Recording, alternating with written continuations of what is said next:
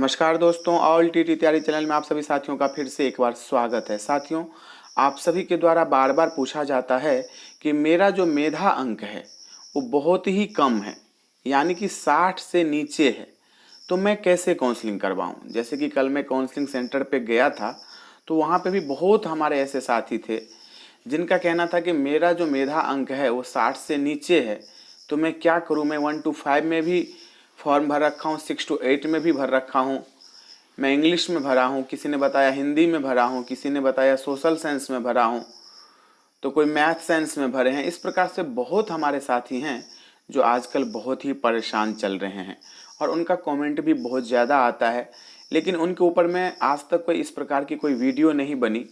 तो मैंने सोचा कि आप सभी को एक महत्वपूर्ण अपडेट भी दे दूं। जैसे कि आप यहाँ पर देख रहे हैं कि इनका कहना है कि सर मेरा कुल मेधा अंक जो है वो 77.77 है, पर लिस्ट में 77.79 है। सूर्यदेव यादव जी हैं ये। अब यहाँ पे इनका मेधा अंक बढ़ा दिया है, तो इनको क्या करना चाहिए ये कह रहे हैं। तो इसके ऊपर मैं भी चर्चा करूंगा, लेकिन सबसे पहले कम मेधा अंक वाले क्या करेंगे उनके ऊपर मैं चर्चा करता हूं।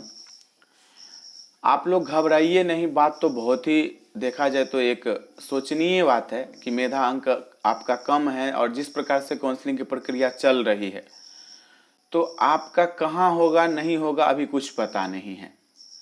लेकिन सबसे पहले मैं बताऊंगा 6 to 8 और 1 to 5 में जो काउंसलिंग करवाए जाएंगे तो उसमें से जाएं तो जाएं किस में। देखिए 6 to 8 में लैंग्वेज में जितने भी हमारे साथी हैं, इंग्लिश, हिंदी और संस्कृत, उनका तो चांस बनता है।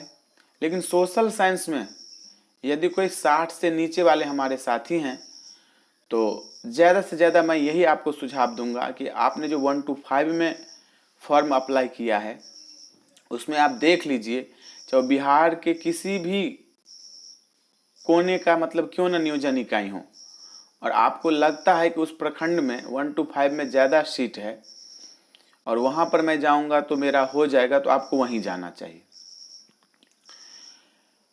जिनका मेधा अंक कम है उनको सबसे पहले तो ये एक बार चेक करना चाहिए कि जहाँ मैंने फॉर्म भरा है उस जिला में या उस प्रखंड में 1 to 5 के लिए कितनी सीट है। यदि बहुत ज़्यादा है तो वहाँ भी जाएंगे तो आपके तरह बहुत सारे अभ्यर्थी भी जाएंगे। तो इसलिए आप लोगों के पास में दो चांस है, एक तो पंचायत वाला है और फिर आगे प्रखंड वाला है। तो पंचायत वाले में जितने भी हमारे साथी जा रहे हैं, जहाँ तक मुझे पता चला है, जहाँ तक मैंने देखा है, जिनका ज़्यादा से ज़्यादा मेधा अंक है 1 to 5 में, वो सभी उसमें निकल रहे हैं। और कुछ हमारे साथी दूसरे सब्जेक्ट के भी हैं जिनका 6 to 8 में हो जाएगा, लेकिन वो इंतज़ार नहीं करेंगे, वो 1 to 5 में जाएंगे, क्योंकि अपने आप को सुरक्षित करना ही वो मतलब सबसे ज़्यादा महत्वपूर्ण समझते हैं कि मैं अपने आप को सेफ कर लूँ, ये सबसे बहुत महत्वपूर्ण है, तो वो उसमें जा रहे हैं। तो जिनका 6 to 8 या 1 to 5 में 60 से नीचे है उनको घबराना नहीं चाहिए और 1 to 5 में पहले काउंसलिंग करवाएं। यदि उन्होंने दोनों में अप्लाई किया है तो ज़्यादा भागा दौड़ी आपको ज़रूर करना होगा। आपको अपने साथ में 2-4 साथी को ज़रूर रखना होगा कि एक प्रखंड से दूसरे प्रखंड तक आप कैसे दौड़ा करें। आपको कैसे पता चलेगा कि यहाँ पर मेरा होगा कि नहीं होगा? पता चल जाएगा जब आप वहाँ पे जाएंगे, तो शुरुआती दौर में ही आपको पता चल जाएगा कि यहाँ पर मेरा होगा कि नहीं होगा, क्योंकि वहाँ पर आपको देखिएगा कि जो नाम पुकारते हैं वो एक एक करके क्रमवार पुकारेंगे तो उनको पूरा दिन ही लग जाएगा। तो वो 50 को एक साथ बुलाते हैं और उसमें से जो ऊपर वाला होता है उसको ले लेते हैं, फिर उसके बाद नीचे वाले को लेते हैं। तो ऊपर वाला सब तो इसमें निकल जाएगा। ज़्यादा से ज़्यादा संख्या की मात्रा आप रखिए कि 1 to 5 में निकल जाएंगे पंचायत वाले में, फिर बचेगा 6 to 8 का, और आगे प्रखंड का भी 1 to 5 का है, आप सभी को पता है। तो उसमें आप सभी का होगा जहाँ तक मुझे लगता है। इसमें भी आपका हो सकता है, लेकिन आप लोग ये जरूर देख लीजिएगा कि जो मैंने फॉर्म अप्लाई किया है, जैसे कि आपने एक प्रखंड में 3 जगह अप्लाई कर दिया है, तो ये देख लीजिए कि 3 जगह कितनी सीट है। और यदि आप किसी प्रखंड में, जैसे उसमें 7 पंचायत है या 8 पंचायत है या 13 पंचायत है या 15 पंचायत है, तो 15 पंचायत में आपने एप्लीकेशन कर दिया है, तो आपको वहीं पर जाना चाहिए। जहाँ पर ज़्यादा से ज़्यादा आपने फॉर्म अप्लाई किया है वहीं पर आपको जाना चाहिए, चाहे वो कोई भी जिला क्यों ना हो, चाहे वो कोई भी पंचायत क्यों ना हो। आप ये मत देखिएगा कि दूर है या पास है। हाँ, एक बात जरूर देख लीजिएगा कि जिस जिला में आप जा रहे हैं 1 to 5 के लिए 60 आपका यदि है मेरा अंक, तो उस जिला में आपने कितनी प्रखंड में जो है मतलब फॉर्म अप्लाई किया है। जैसे किसी एक प्रखंड में 16 पंचायत है तो आपने 16 पंचायत में कर दिया है। उसी जिला का कोई दूसरा प्रखंड है, वहाँ पर आपने 8 पंचायत में किया है। ये सब जरूर देख लीजिए, क्योंकि वहाँ पर यदि ऑप्शन खत्म होता है तो आप दूसरे प्रखंड में चले जाएंगे, क्योंकि प्रखंड जो होगा वो आसपास तो इतने ज़्यादा भी नहीं होता है, तो ज़्यादा से ज़्यादा 4, 5, 10 किलोमीटर के अंतराल में तो होता ही है। तो इस प्रकार से यदि आप लोग अभी से तहकीकात करके रखेंगे तो 60 से नीचे जिनका अंक है वो अपने आप को सेव कर पाएंगे। और 6 to 8 की बात मैं कर लूँ, जो लैंग्वेज में है खास करके, उनको ज़्यादा चिंता नहीं करना चाहिए। हाँ, ये ज़रूर है कि वो एक ही जिला को अपने आप में सुरक्षित करें जहाँ पे ज़्यादा से ज़्यादा संख्या में उन्होंने फॉर्म अप्लाई किया है।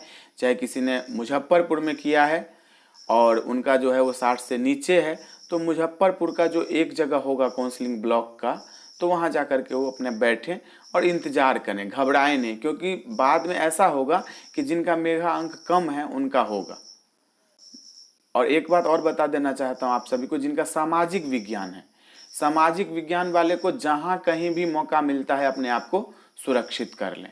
सामाजिक विज्ञान वाले कंपटीशन का इंतजार ना करें, क्योंकि सामाजिक विज्ञान में बहुत ज़्यादा ही देखा जाए एक प्रकार से तो कंपटीशन है। और आपको मैं पहले ही बता देता हूँ कि 65 से जिनका ऊपर है वो भी अपने आप को सुरक्षित नहीं समझ रहे हैं, वो भी अपने आप को चाहते हैं कि मैं 1 to 5 में चला जाऊँ।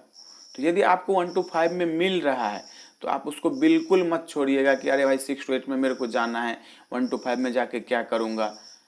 इससे कोई फर्क नहीं पड़ने वाला है।